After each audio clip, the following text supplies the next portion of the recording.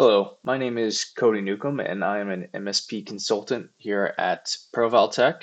And today I wanted to go over how to create system properties in ConnectWise Automate for later use in scripts.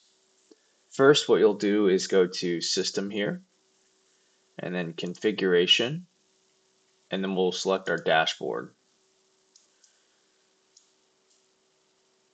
Once we're here and it loads in, we will go to Config,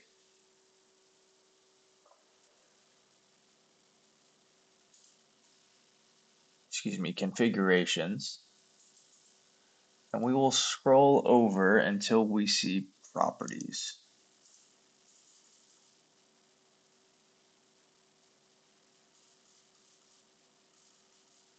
Here we are. All right. And then once you select properties, you should see a screen like this.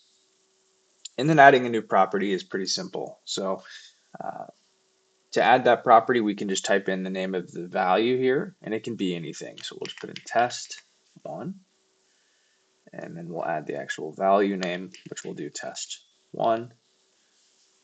And then all you have to do is click add. And then once that is finished,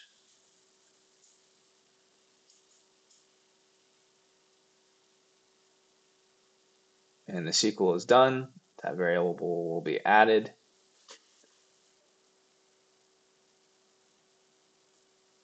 And then now when I'm writing a script, if I want to call that property, I can add it in as a variable and then call that value. So that is how to set up a custom system property to use in a script. Thanks for watching. We post a new video every week to share our knowledge on Automate.